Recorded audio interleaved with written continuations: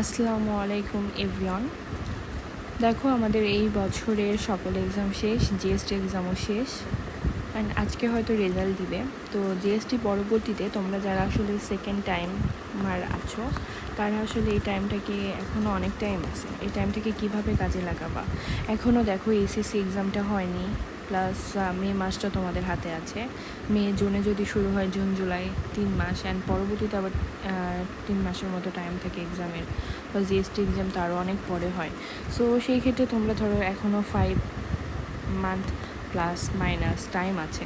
So এই টাইমটা কিন্তু তোমাদের একটা প্লাস পয়েন্ট। এটা তোমরা যারা ফার্স্ট টাইমার আছে তাদের থেকে অনেক বেশি টাইম পাইতেছো, অ্যান্ড ওরা এখন যেখানে বোর্ড কোশ্চেন, সিকিউ এগুলো সলভ করতে ব্যস্ত, তোমরা এখন হচ্ছে জাস্ট সলিড একটা প্রিপারেশন নেবা।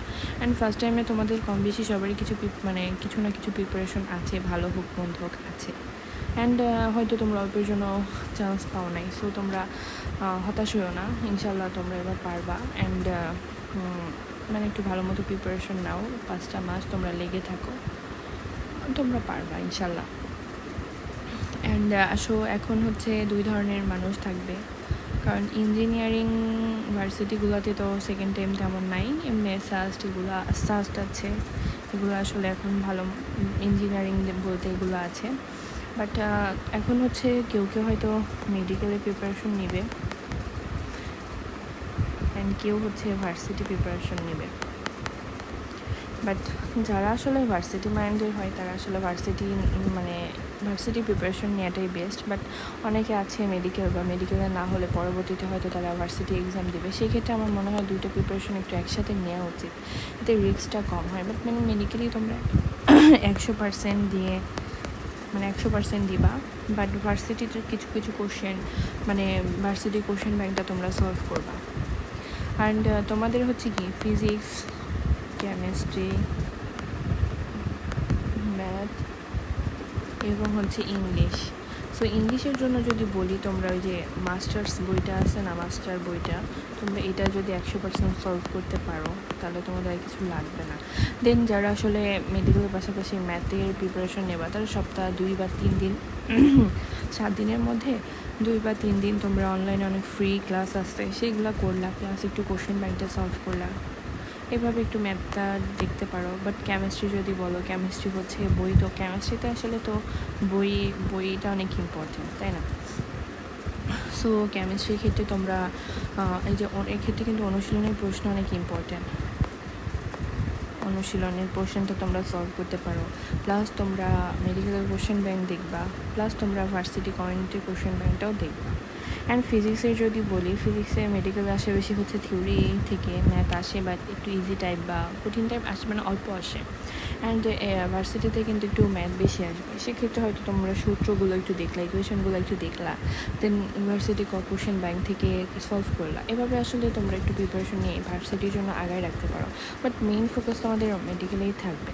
অ্যান্ড বাট যারা পিওর ভার্সিটি প্রিপারেশন নিতে চাও, পিওর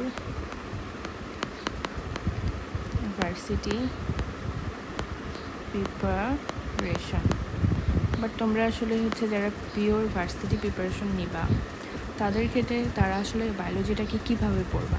অ্যান্ড বায়োলজিতে কিন্তু প্রায় 25% বা 30 বা 20 এরকম টাইপেরই হচ্ছে কি মার্ক থাকে বিভিন্ন ভার্সিটিতে, হয়তো এক ধরনের হতে পারে। বাট ধরো জিএসটি প্লাস এগ্রি, এখানে কিন্তু সিট অনেক বেশি, প্লাস এইখানে বায়োলজিতে প্রায় 30 মার্কের মতো থাকে, অ্যান্ড জিএসটিতে থাকে হয়তো হচ্ছে 25।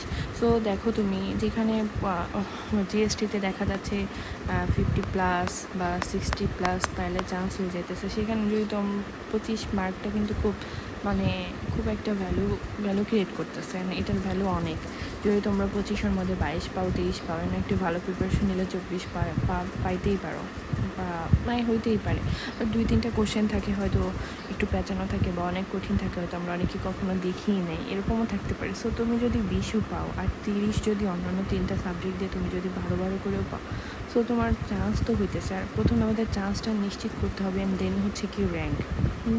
চান্সই পেলাম না, সো র্যাঙ্ক দিয়ে আমরা কী করবো? তো সেক্ষেত্রে আমাদের বায়োলজিটা, দেন তুমি যদি বলো এগ্রির ক্ষেত্রে 30 মার্ক,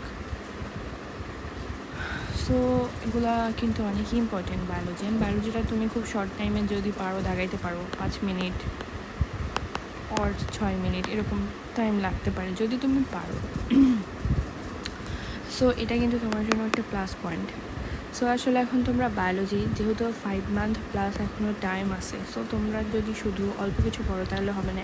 আমরা হচ্ছে যারা সেকেন্ড টাইম আছো তাদের একটু প্রিপারেশনটা কিন্তু একটু ভালো নিতেই হবে ফার্স্ট টাইমারদের থেকে।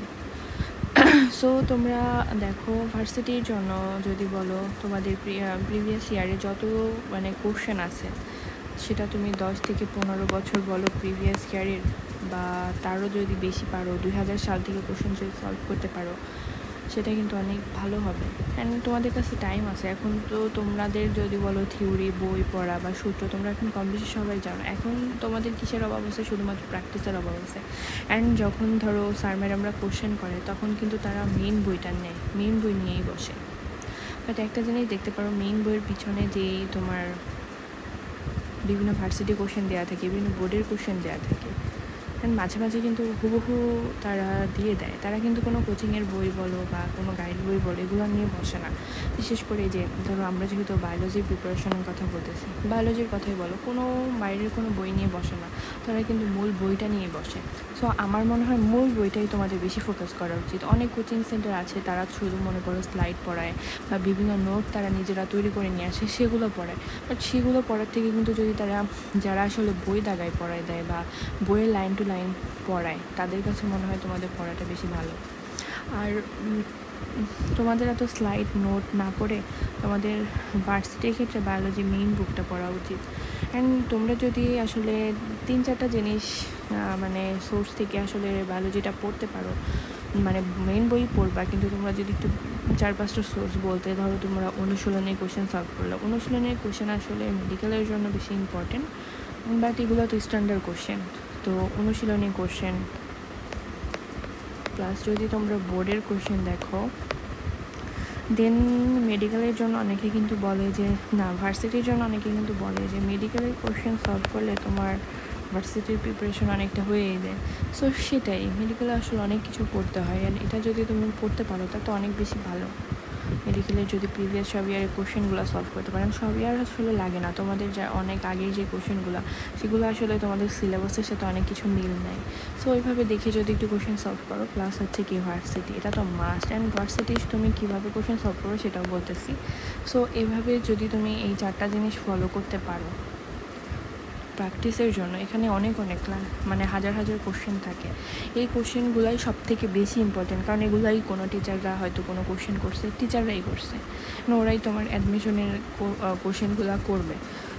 সো ভার্সিটিতে যে টপিকটা আগে আসে এটা এই বছরের জন্য ইম্পর্টেন্ট, বাট হুবহু যে আসবে। অ্যান্ড তোমার রিসেন্ট ইয়ারের কোশ্চেন হয়তো 1-2-3টা দিতে পারে, বাট হয়তো একটু বেশি মানে একটু আগের কোশ্চেনগুলো হয়তো তোমার রিপিটও হইতে পারে।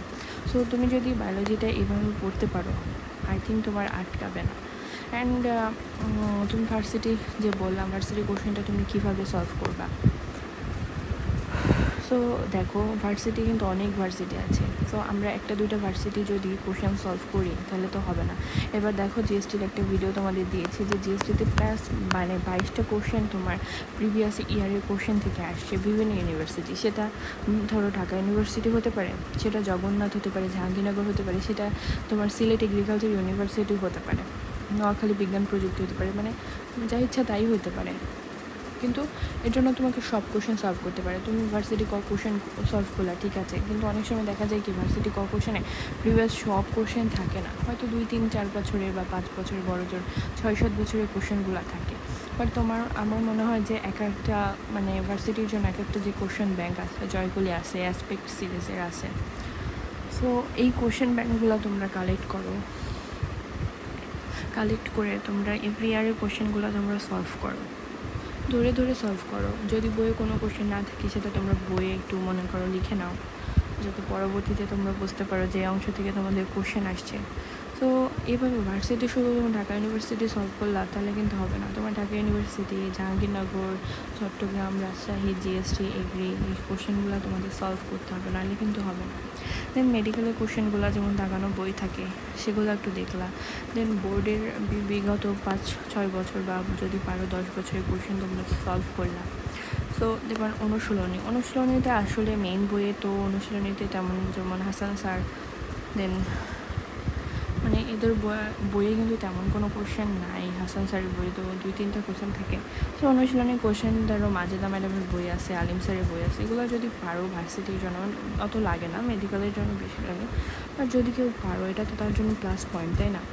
তো ভার্সিটি প্রিপারেশনটা তোমাদের একটু ভালো করে, বায়োলজির প্রিপারেশনটা তোমরা একটু ভালো করেই নিও, কারণ এটা প্লাস পয়েন্ট, যেমন টাইম কম লাগে। অ্যান্ড এটা আসলে কি, যারা একাডেমিকে পড়ে আসছে তাদের জন্য কোনো কষ্ট হবে না, বাট যারা আসলে বায়োলজিটাকে তেমন কোনো গুরুত্ব দেওয়া নাই, এখনও টাইম আছে, চাইলে তোমরা পারবা। বাট না দিতে চাইলে হয়তো তোমরা ইংলিশটা দাগাইতে পারো, বাট ইংলিশ দাগানোর থেকে কিন্তু বায়োলজিটা দাগানো বেশি মানে ইজিও হয়, মার্কও ভালো পাওয়া যায়। সো বায়োলজিটাই তোমরা দাগাইও।